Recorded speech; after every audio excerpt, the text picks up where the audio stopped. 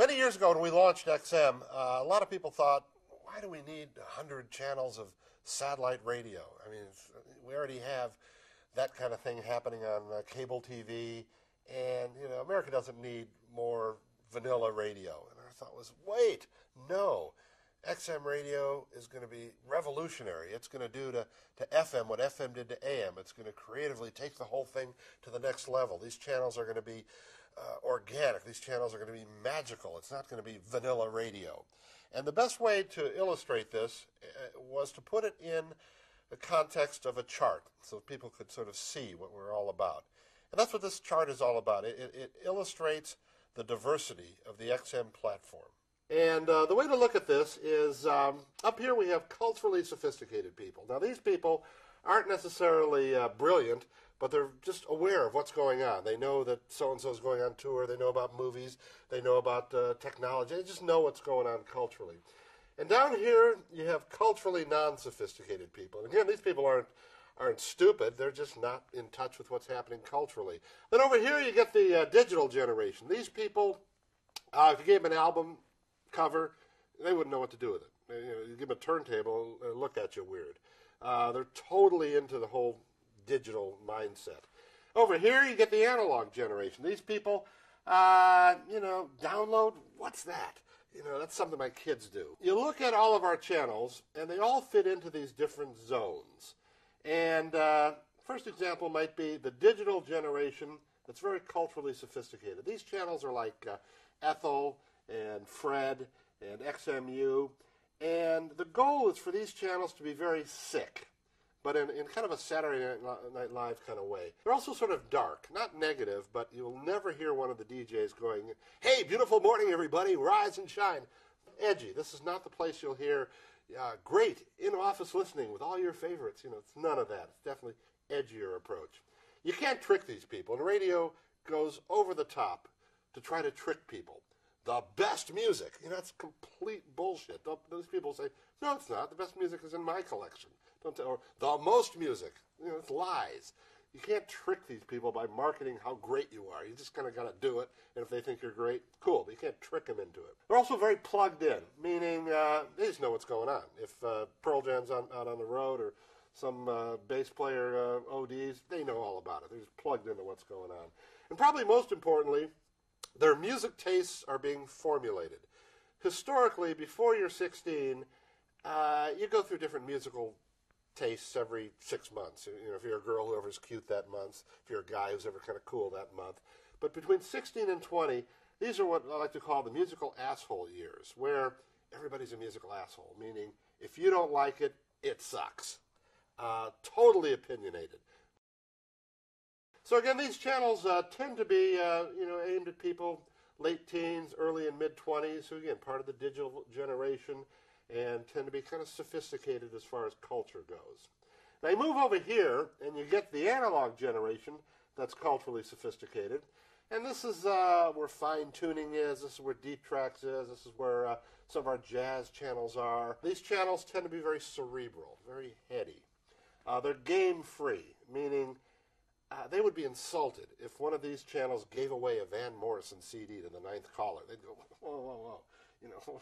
If I want the Van Morrison CD, I'll go buy it. I'll go to Amazon or whatever. Don't give me contests. Don't give me little games.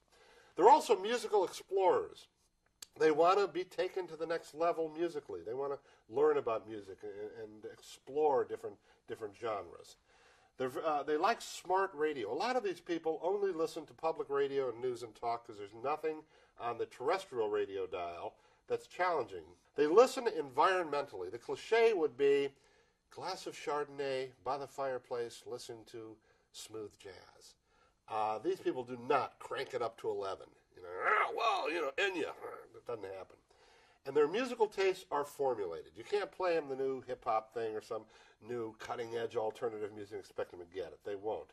Now, they'll explore as long as that exploration is in sync with where their musical roots are. So they may have never discovered Johnny Cash, but all of a sudden get turned on and would see the movie or something, and they start realizing, well, they really like that. It's really interesting. Johnny Cash. They might even start exploring Hank Williams and guys like that. Now, you get down here, Analog generation, it's culturally non-sophisticated. These channels tend to be familiar, whereas up here, we want to challenge people musically. If there's a B-side, if there's an import, if there's some strange version of a song, we'll play it. We'll go to flea markets, we'll go to eBay to try to find cool music. Here, nah, play the hits. These channels tend to be a little more traditional. They're very vibrant. This is where there's a lot of production, a lot of theater to them, and a lot of companionship. This is where we put a lot of our real high-profile DJs who talk a lot, quite frankly, because these people want to be engaged. For example, on our 60s channel, take Flash Phelps. If he doesn't show up one day, phones light up. Where's Flash today? 866-738-6060. This is your Flash Phelps Funny Farm. PHLASH, PHLP, PHNY, PHRM, PHRM, XM. Doing all the PH, just like we rate you with the alphabet going backwards sometime. Maybe rate you doing CYX, WV, UTS, RQPO, NML, KJH, DCBA. A little backwards for you. At the 60s on 6 is the way we do the entire show. And now, top 6 time, right before the top. And these people do listen in the foreground. It's the kind of thing where listening to the radio and, oh, there's that Rod Stewart song I like. Hey, crank it up. Digital generation, culturally non-sophisticated. This is 14-year-old teenagers, for example. We call it ADD radio. It's as culturally sophisticated as a shopping mall food court noon on a Saturday. These channels are completely in your face. These people are digitized. They have Blackberries. They have 6 email accounts. Everything is now. An oldie but goodie is last Friday. So they have no sense of the past. It's all right now. And I say the word groovy because they talk their own language. I need to read like Cosmo Girl magazine to figure out what they're talking about. So you look at all of these, and the idea is that our XM channels fall in these little zones. And, we're not perfect, but that's the goal. And the reason we do it this way is because we want to bring back something that's missing in music radio and has been for years, and that's point of view. Probably the ultimate example of a point of view channel is in one of our channels that's down here called Willie's Place. It used to be called Hank's Place.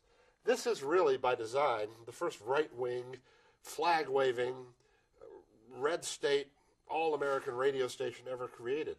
That channel has such a clear point of view. It's unbelievable. These people are just addicted to it. It just strikes a nerve. The point of view thing also leads us to something that we encourage, that a channel is so focused on their point of view, so pure, that they can be appalling.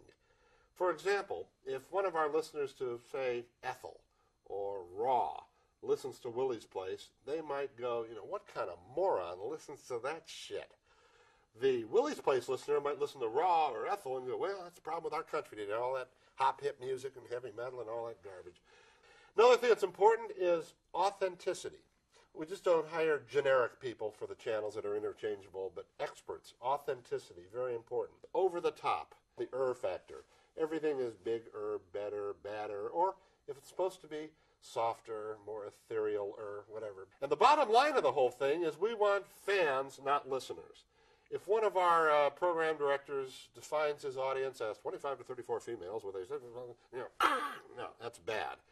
You should define your listener as something organic, living and breathing with a heart. So again, the idea is to revolutionize radio, to really change it, not just to rely on great technology and coast to coast and great cool devices, which are all important, but the real change is in the soul of XM. It's the sound, the revolution, the reinvention of the radio experience for people. Because a lot of people think radio sucks, and it does. It's shot itself in the foot over the years, and I hope this chart kind of helps define our goals. We're not there yet. I mean, we're getting there, but it takes time. And the vision of the whole thing is to do to FM what FM did to AM 35 years ago, to just rewrite the playbook and create the kind of radio that just excites people and creates a whole new relationship with the medium.